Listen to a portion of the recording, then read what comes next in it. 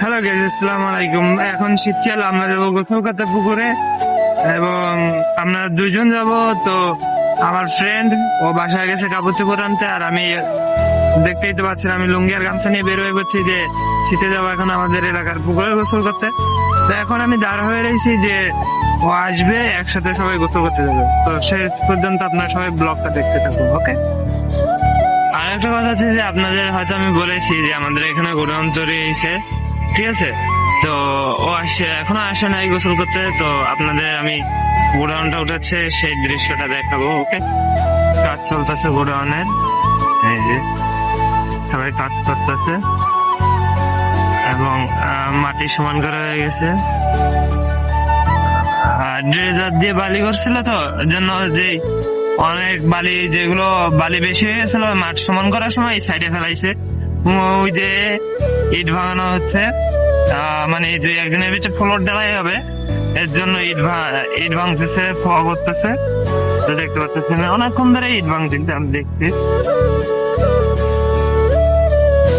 তারে যাবো না, তারে গেলে আমরা সাউন্ড হয়, ওই জায়গায় ইট ভাঙাচ্ছে, ওকে? একটা গোডাউনে কাজ চলমান রয়েছে, এখন পর্যন্ত ঢালাই হয়নি। এই যে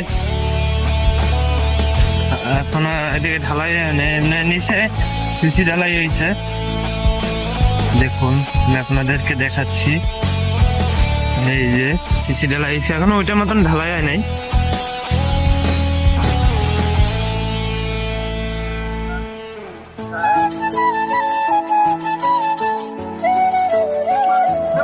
এই যে রড পাতাইছে, মানে ওইটার মতন ঢালাই হবে। ঢালাইয়ের দিন অবশ্যই আপনাদেরকে দেখাবো ঢালাই, এই যে একটু কমপ্লিট করছে। আর এই যে আছে মিস্ত্রি শাহিন।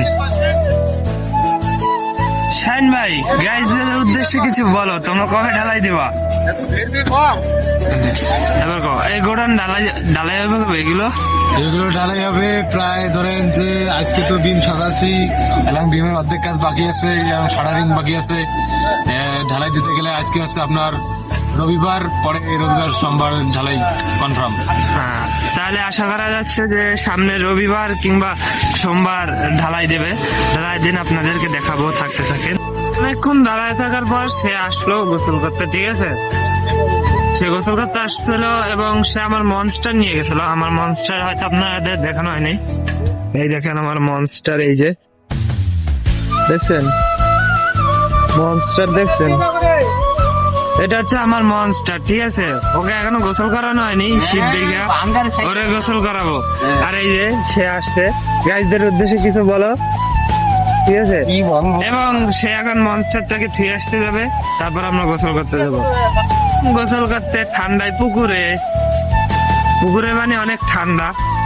আগে নামবে ও, তারপর নামবো আমি, ঠিক আছে? আগে ওরে নামাবো পুকুরে আগে ঠান্ডার ভিতরে ওরে নামাবো, তারপরে আমি নামবো। এবং কি আছে, আমি গোসল তো আজকে করবো না, গোসল করলে বাড়ি এসে ঢুকতে দেবে না, ঠিক আছে? তো যেমনি গোসল করে এসে বাসায় যাওয়া লাগবে, ঠিক আছে? এখন গোসল করার জন্য যাচ্ছি। ভাই পুকুরের পানি অনেক ঠান্ডা এবং পুকুরের পানি কমে গেছে, আর আজকে আকাশে রোদ্দুরও নাই, যার কারণে পুকুরের পানি বিশাল ঠান্ডা। এবং আজকে ঠান্ডাটা একটু বেশি লাগবে। হ্যাঁ, কি যেহেতু আজকে রোদটা নাই, আরো ঠান্ডাটা আরো একটু বেশি লাগবে। হ্যাঁ, যেহেতু রোদ নেই আছে, ঠান্ডারও বেশি লাগবে। তো চলুন যাইতেছি গোসল করতে। পুকুরের সামনেই চলে আসছি আমরা, রেল লাইন পার হচ্ছে পুকুরের সামনে। এই দেখুন আমরা পুকুরের মাঠে, অনেক কষ্ট। এই যে পুকুরে ভাই, পুকুরের পানি মেলা কমে গেছে না? পুকুরের পানি অনেক কমে গেছে এবং এই হচ্ছে পুকুরের পার। আমরা যাবো ওই ঘাট, এখন গোসল করতে নামবে, জামা কাপড় ধুইতেছে, কিন্তু আমার তো পুকুর পাড়ে আইয়েই ঠান্ডা লাগতেছে, ঠিক আছে? দেখা গেল। আপনারা বলেন আগে কফি নামাবো নাকি আমি নামবো? না, আমি নামবো না, আগে তুমি নামো। না লাইভ না। এই দেন গাইস, আমার সে বড় লোক মানুষ, ফোন দেখছেন? এই দেন ফোন দেন, কি ভিভো, মাথায় আবার একটা মুকুট আছে। ও কিং, তো নামো। তোর গেমিং আইডির নাম কি জানেন? কি জানো?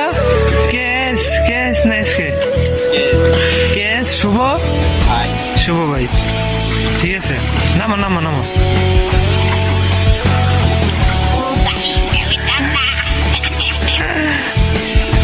পানিতে